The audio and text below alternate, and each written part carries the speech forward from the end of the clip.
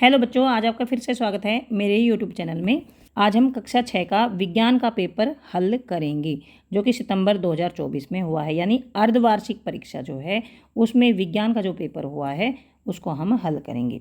तो इसमें देखिए सभी प्रश्न अनिवार्य हैं। 1 से 10 तक जो प्रश्न है वो 1 नंबर के हैं, 11 से 13 जो है वो 2 नंबर के हैं, 14 से 16 तक 3 नंबर के हैं और 17 से 19 तक 5 नंबर के हैं। तो इस पहला प्रश्न है, चपाती दाल और बैंगन कौन सा भोजन है? तो ये शाकाहारी भोजन है। कठोर पदार्थ किसे कहते हैं? कठोर पदार्थ वो होते हैं जिनको दबाना मुश्किल होता है और संपीड़ित करना मुश्किल होता है। तो इसमें देखिए क है, जिसको दबाना मुश्किल ये भी ठीक है, संपीड़ित करना मुश्किल ये भी ठीक है। तो क और ख दोनों ठीक हैं, तो ये ग उत्तर आएगा जिसमें कि क और ख दोनों। इसके बाद पदार्थ किसे कहते हैं? पदार्थ वे होते हैं जो स्थान घेरते हैं और जिनका द्रव्यमान होता है, तो इसमें ग उत्तर सही आएगा।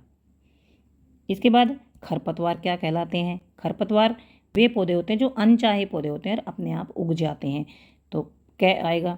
इसके बाद निम्न में से कौन सा शरीर का भाग क्रिया करने में सहायता करता है? तो पहला ऑप्शन है मांसपेशियां और त्वचा, दूसरा ऑप्शन है मांसपेशियां और हड्डियां, तीसरा है अंग और अस्थि, चौथा है अंग और त्वचा। तो देखिए मांसपेशियां और हड्डियां जो होती हैं वो क्रिया करने में सहायक होती हैं। इसके बाद है रतौंधी रोग जो है विटामिन ए की कमी से होता है। उसके बाद दूध से पनीर बनाने के लिए निस्यंदन विधि का उपयोग होता है। छलनी द्वारा आटे की अशुद्धियाँ छांटने को चालन विधि कहते हैं। पौधे मिट्टी से जल जड़ द्वारा अवशोषित करते हैं। कोहनी और घुटने में हिंज संधि होती है। उसके बाद है प्रश्न 11, आवास क्या है? किसी स्थान का परिवेश जिसमें पौधे, जंतु या अन्य जीव रहते हैं उनका आवास कहलाता है। इसके बाद कंकाल से क्या समझते हैं?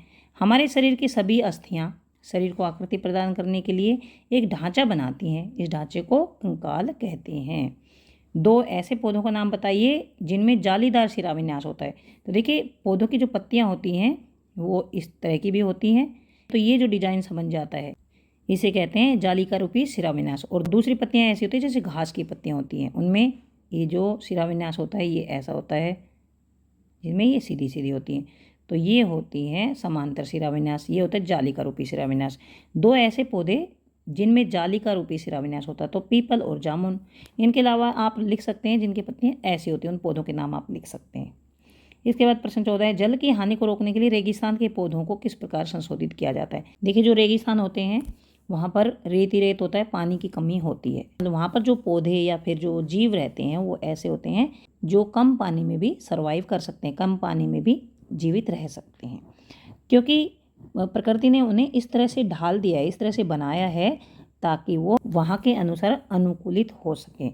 तो देखिए रेगिस्तान में जो पौधे होते हैं उनकी पत्तियाँ जो होती हैं बहुत छोटी होती हैं, या तो पत्तियाँ बहुत छोटी होती हैं या होती ही नहीं है, यानी या अनुपस्थित होती हैं या बहुत छोटी होती हैं। कुछ पौधों की पत्तियाँ कांटों का रूप ले लेती हैं, कुछ पौधों की पत्तियाँ जो होती हैं वो कांटों का रूप लेते हैं, मतलब इन पौधों में कांटे होते हैं।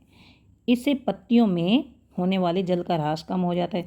यहाँ पर देखिए मान लीजिए ये एक पत्ती है, तो इससे वाष्पोत्सर्जन ज़्यादा होगा, जो पानी होता है वो उड़ता रहता है पत्तियों में से, पत्तियों में रंध्र होते हैं उससे ये पानी उड़ता रहता है। लेकिन अगर सूल बन जाए इसकी, ऐसी ये सूल बन जाए तो इनमें से पानी कम उड़ता है, तो इससे पत्तियों में होने वाला जल का ह्रास कम होता है।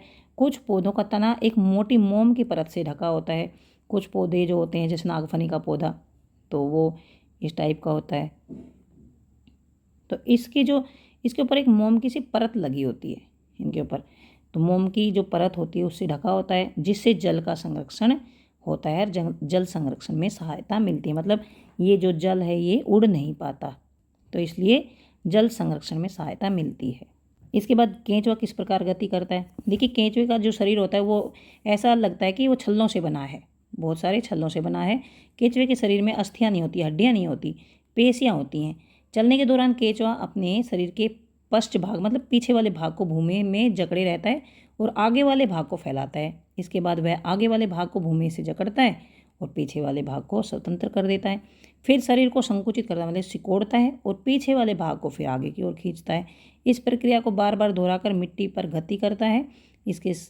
इसके शरीर में चिकने पदार्थ होते हैं जो इसे चलने में भी सहायता करते हैं। आपने केंचुए को चलते हुए देखा होगा, नहीं देखा है तो मेरे चैनल पर वीडियो अपलोड है, वहाँ से आप देख सकते हैं कि केंचुआ कैसे गति करता है। जल में तैरने वाली जिन वस्तुओं को आप जानते हैं उनकी सूची बनाइए और बताइए कि वो जल में क्यों तैरती हैं।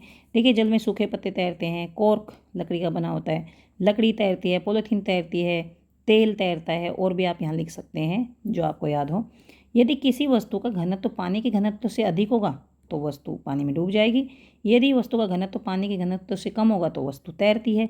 तो देखिए, ये अगर ये वाला घनत्व आपने पढ़ा नहीं है क्योंकि ये बड़ी क्लास में आता है घनत्व, लेकिन ये नहीं पढ़ा है तो हम इस तरह से भी लिख सकते हैं, यदि वस्तु जल से हल्की है, यदि वस्तु जल से हल्की है तो तैरती है और भारी है तो डूब जाती है।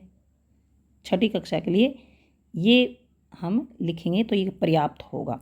लेकिन जो मेन रीज़न है वो ये होता है, ये हल्की भारी क्यों होती है, क्योंकि उसका घनत्व कम या ज़्यादा होता है।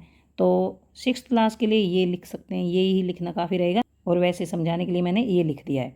प्रश्न 17 है, पौधों के पानी में रहने के अनुकूलन की व्याख्या कीजिए। जो पौधे पानी में रहते हैं वो किस तरह से पानी में अनुकूलित रहते हैं वो लिखना है हमें।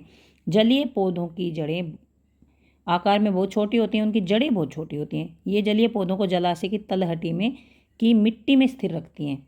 जो जड़ें होती हैं वो जो जलाशय होता है, मतलब जैसे तालाब है या फिर झील है, कोई भी जलाशय है, उसकी तलहटी में ये जो जड़ें हैं ये पौधे को स्थिर रखती हैं। इन पौधों का तना लंबा होता है, खोखला होता है, हल्का होता है, ताकि ये आराम से तैर सकें। तना जल की सतह तक वृद्धि करता है, मतलब ऊपर तक आता है जो तना है वो। जबकि फूल और पत्तियां जो हैं वो जल की सतह पर पलवन करते रहते हैं। कुछ पौधे जल में पूर्ण रूप से डूब जाते हैं, ये तो आंशिक रूप से डूबे रहते हैं, आधा बाहर की तरफ रहता है। लेकिन कुछ पौधे ऐसे होते हैं जो पूर्ण रूपेण डूबे रहते हैं। ऐसे पौधों के सभी भाग जल में वृद्धि करते हैं। इनमें से कुछ की पत्तियां संकरी और पतले रिबन की तरह होती हैं। ये बहते जल में सरलता से मुड़ जाती हैं, नहीं तो जल बहता है उनसे टकरा टकरा कर ही उसको तोड़ देंगे, लेकिन ये पतले रिबन की तरह होती हैं तो बहते जल की तरफ ही ये मुड़ जाती हैं, तो टूटती नहीं हैं। कुछ पत्तियां बहुत अधिक विभाजित होती हैं, बटी हुई होती हैं, मतलब ऐसे बड़ी बड़ी नहीं होती, ऐसे होती हैं बटी हुई, ऐसे इस तरह की। कुछ पत्तियां बहुत अधिक विभाजित होती हैं जिससे जल इनके बीच में से आराम से निकल जाता है और पत्तियों कोई क्षति नहीं होती, पत्ती टूटती नहीं है। प्रश्न 18 है, सजीव और निर्जीव वस्तुओं में अंतर लिखिए। सजीव वस्तुएं जो होती हैं वो जीवित वस्तुएं होती हैं, निर्जीव वस्तुएं जो होती हैं वो जीवित नहीं होती हैं, उनमें जीवन नहीं होता है। तो देखिए, सजीव वस्तुएं जो होती हैं वो खाना खाती हैं, सांस लेती हैं, गति करती हैं, जनन करती हैं, उत्सर्जन करती हैं और उद्दीपन के प्रति अनुक्रिया करती हैं। निर्जीव वस्तु जो होती हैं वो खाना नहीं खाती, सांस नहीं लेती, गति नहीं करती, जनन नहीं करती, निर्जीव वस्तुएं उत्सर्जन नहीं करती और उद्दीपन के प्रति अनुक्रिया भी नहीं करती हैं। उसके बाद विभिन्न प्रकार के पोषक तत्वों की सूची बनाइए और प्रत्येक के कार्य लिखिए।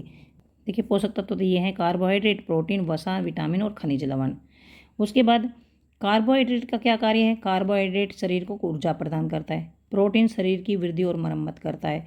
वसा जो होता है वो शरीर को और अधिक ऊर्जा प्रदान करता है, ये कार्बोहाइड्रेट से ज़्यादा ऊर्जा प्रदान करता है।